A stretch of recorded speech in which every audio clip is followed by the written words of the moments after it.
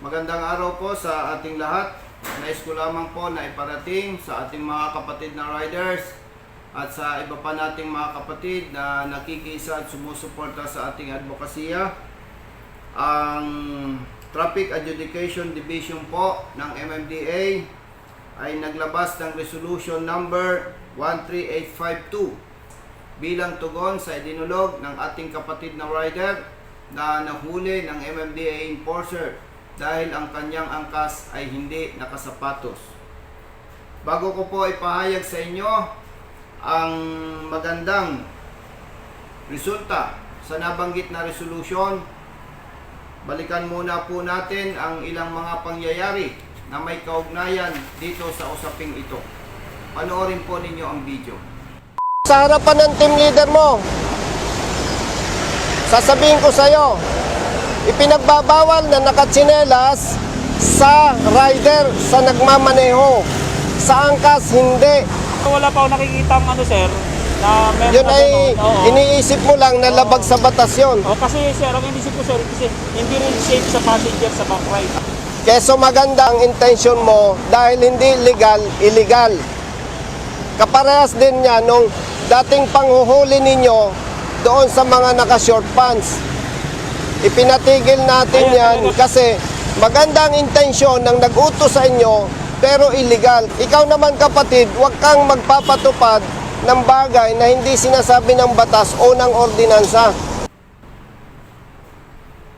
Ang napanood po ninyong video ay parte ng naganap sa EDSA Mandaluyong City nang humingi po ng tulong sa akin ang mag-asawang riders na nahuli ng MMDA enforcer dahil hindi nakasapatos ang angkas. Hindi po nagustuhan ni Colonel Edison Nebriha ang aking ginawang pagtulong sa mag-asawang riders. Kino-question po niya ang aking authority o kapangyarihan sa aking ginawa. Hindi po natin kailangan ng authority o kapangyarihan kung nais nating tumulong sa ating kapwa. Mali lamang ang ating gagawing pagtulong kung tayo ay lalabag sa batas at kung tayo ay lalabag sa karapatan ng iba. Maliban po sa ginawang pag-question ni Colonel Nebriha sa aking ginawang pagtulong sa mag-asawang riders, inakusahan po niya ako ng iba't ibang mga paratang gamit ang social media at ako po ay pinagbantaan niya na sasampahan ng kaso. Totoo po, sinampahan po ako ng kaso. 5 kaso po ang isinampa sa akin ng MMDA enforcer na humuli sa mag-asawang riders. Ito po ang aking kinakarap sa kasalukuyan.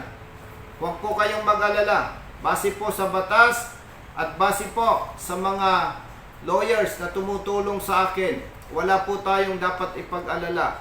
Naniniwala po tayo na hindi tatayo ang kaso na isinampa sa akin. Maliban po diyan, tayo po ay nagtitiwala sa Prosecutor's Office ng Mandaluyong City. Huwag po kayong mag-alala. Pakinggan po natin ang panayam ni Mr. Oli Trinidad ng DZWB sa dating chief ng LTO, Engineer Albert Swansing. Yung rider, which is yung nagmamaneho direktamente ng motorsiklo, at yung pillion rider.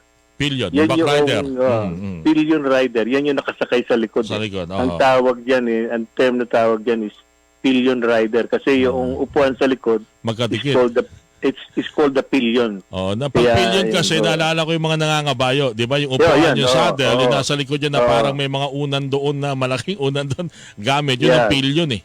Yan ang pillion. Alright, So, okay. yung pillion rider is also considered operating the motor vehicle. Active sila eh. No? Malaki ang pagkakaiba ng, let's say, nagmamaneho ka ng 4-wheel drive na sasakyan at saka yan 2-wheel drive, na sasakyan. Kasi ang kinikilos ng rider, ng pillion driver, ang tawag niya, pillion driver, ay makakaapekto sa sasakyan, no? Kasi, nakahawak siya sa kama, sa bewang noong rider, no? Mm. Tapos, siyempre, ano yan tawag nito, kung halimbawa magbabanking, papaliko ng Oo, kanan. wag kang sasalungat. Oo, Lilipad kayo. Titihaya kayo niyan. No? Oo. So, mga ganun. Oo. Kaya, ang tawag diyan, active siya. No? Okay, so in a way, para hindi di yan siya... passive. Okay, so in a way, para nag-ooperate siya. So sa madaling salita, Yes. kung ano yung dapat ay katangian na binibigay sa rider, lalo na yung kanyang pananamit sa pagmamaneho. Kasi napaka-stricto ng batas na to eh.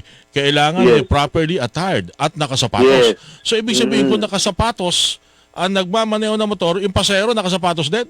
Ganon din, nakasapatos din. Naku, naloko na. At least malinaw ngayon doon sa mga nagkakagulo at sinasabi na hindi pwedeng hulihin. Tama po pala na manghuli ang mga traffic enforcer ng mga nagmomotorsiklo na mayroong pasahero na hindi nakasapatos o nakatsinelas lamang. Engineer, thank you so much.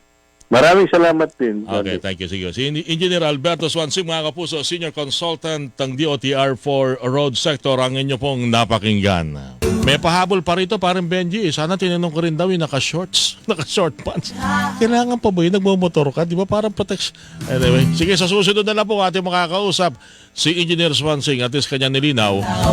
Bate po sa LTO Administrative Order, tama pong hulihin yung pong mga nagmamaneho ng motor na yung motor rider nagmamaneho ay nakasapatos pero yung kanilang pasahero ay nakatsinelas, tama lang daw pong hulihin kayo ng mga traffic enforcer.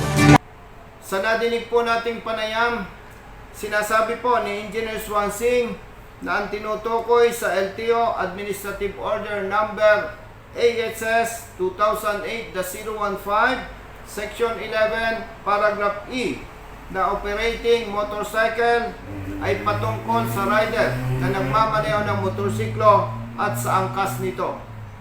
Sang-ayon po si Engineer Swansing na tama ang ginagawang panguhuli ng ilang mga MMDA enforcers sa mga kapatid nating riders na hindi nakasapatos ang angkas.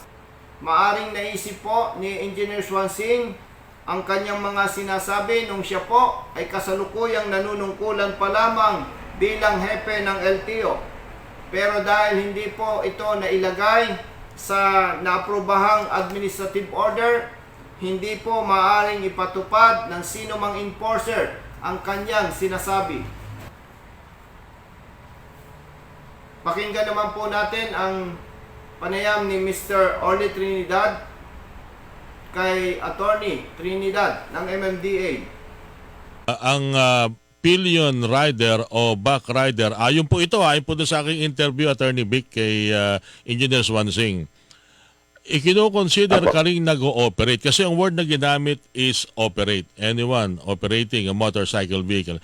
You are, hindi nila nilagyan ng definite na driver o driver and rider. Ang nilagay daw nila is operate dahil kino-consider kayo nag-ooperate at ang binalangkas daw po na administrative order na yon ay kasama yung grupo ng mga matitinong mga rider, matitino po, hindi raw po mga kamote rider, mga matitinong grupo ng mga motorcycle rider ang kasama nila sa pagbalangkas at paghanap ng definition doon sa batas na yon. So lumalabas, tama po yung huli, Attorney Vic. Ano po ang paano po magiging ano po ang naging desisyon ngayon na pamunuan po ng MMDA tungkol po doon?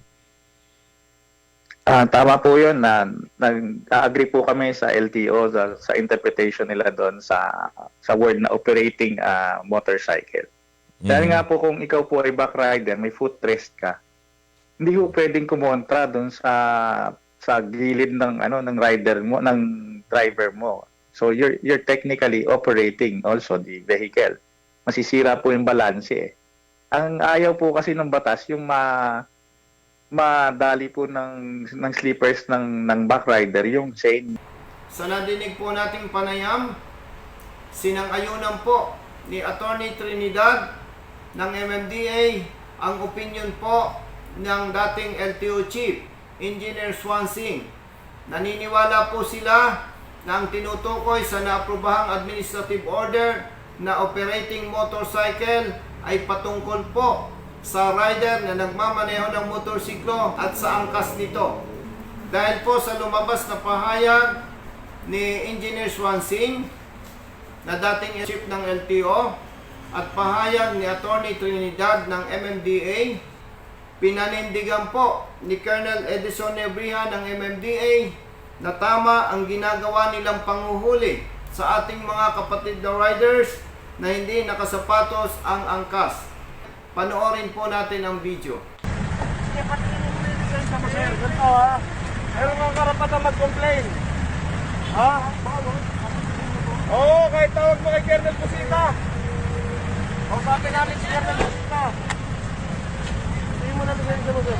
Lisensya lang muna, tayo mag-usap. May desisyon na yan, galing LTO, sir. Huwag mo na ituro ibang rider. LTO Chief Swansing nagdesisyon. Mali ang ano ni Colonel Busita. Bawal naka-tsinelas. Hindi pa si Colonel Busita, pulis lang yan, sir. Retirado pa. Kapareho po ni Colonel Edison Nebriha, naniniwala po ang enforcer sa napanood nating video na tama ang kanilang ginagawang panghuhuli sa mga kapatid nating riders na hindi nakasapatos ang angkas. Unawain po natin ang ating kapatid na enforcer dahil sumusunod lamang po siya sa utos at hindi niya alam na mali ang kanyang ginagawa. Paglilinaw po sa lahat, tamang pagpapatupad ng batas ang usapin dito. Ako po at ang ating mga kasama na nakikiisa at sumusuporta sa ating advokasya ay hindi kumokontra na mas maganda, mas maayos at mas ligtas kung nakasapatos ang ating angkas sa motorsiklo. Pakinggan din po natin ang pag-uusap namin ng ating kapatid na rider na nahuli din ng MMDA enforcer dahil hindi nakasapatos ang kanyang angkas.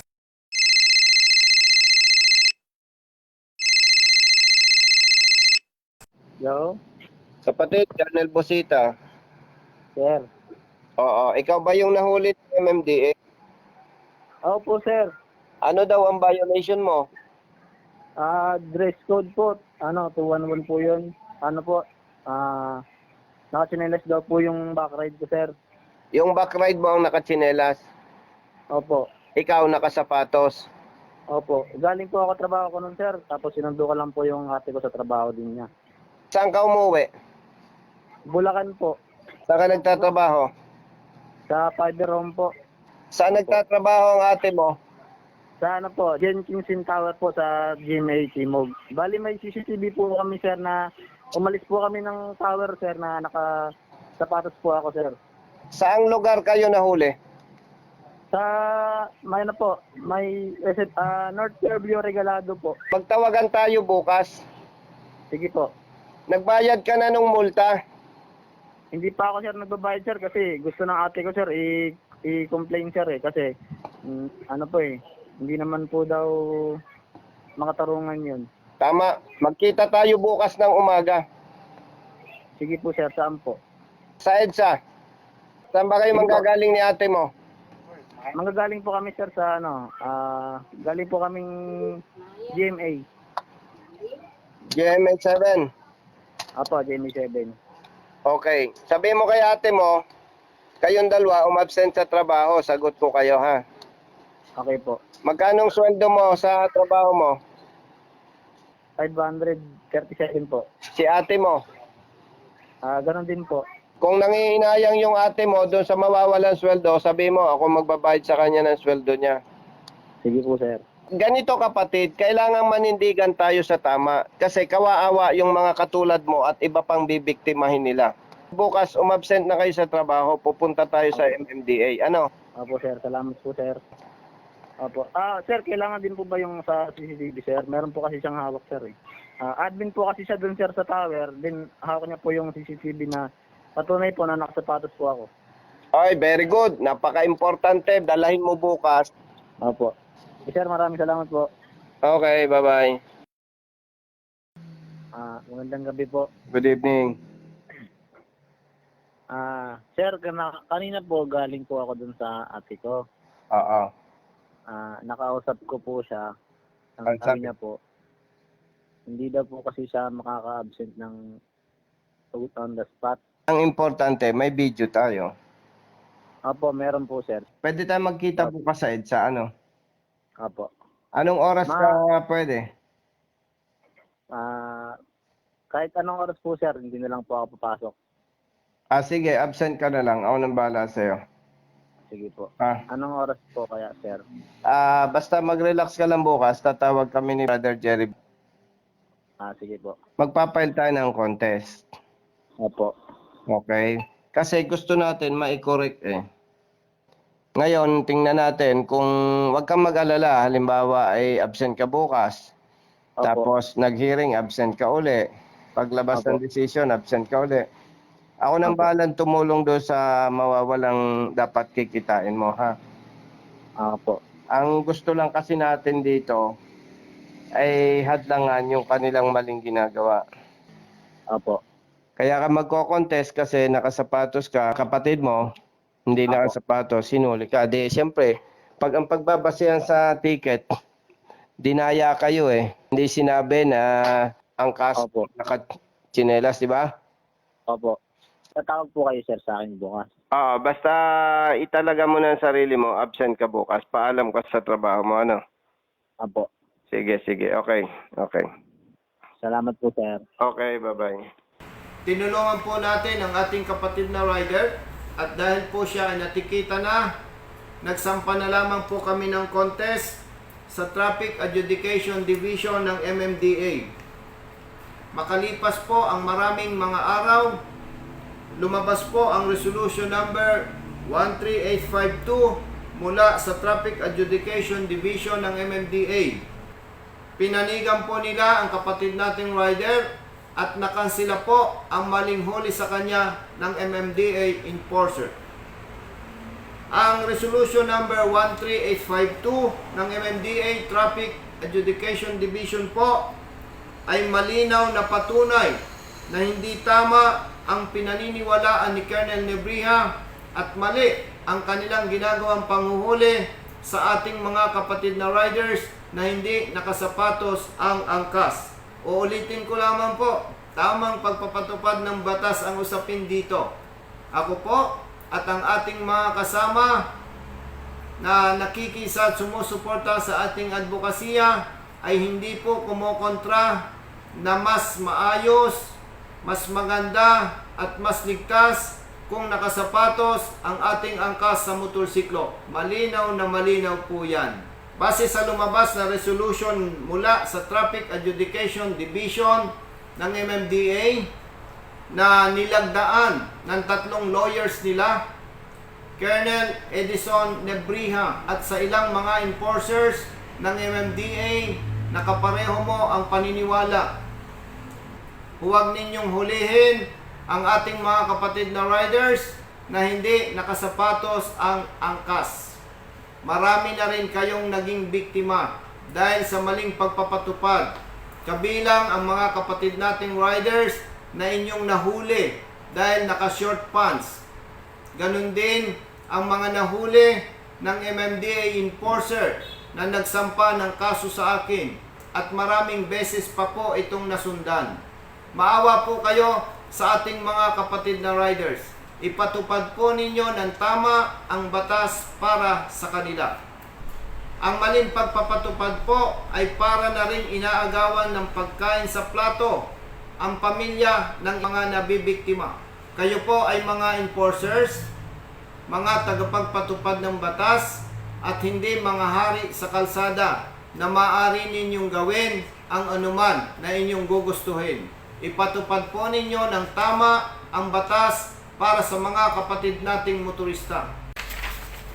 Pasalamatan po natin ang ating kapatid na rider, Brother Jess Basas at ang kanyang kapatid dahil sa kanilang paninindigan at pagtatanggol sa kanilang panig at katwiran.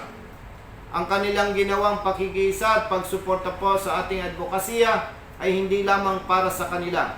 Ito po ay malaking tulong para sama-sama nating proteksyonan at ipagtanggol ang mga kapatid nating riders laban sa pang-aabuso at maling pagpapatupad ng batas.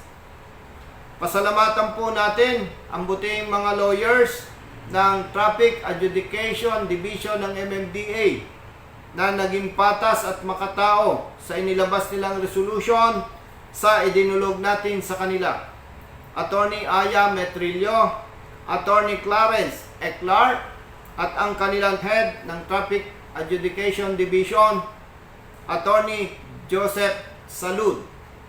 Sa inyo po, maraming salamat. Sumasaludo po kami sa inyo.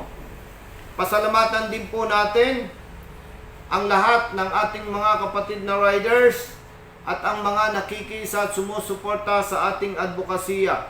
Sa inyong lahat, maraming salamat po. Basta tama, kampi-kampi tayo.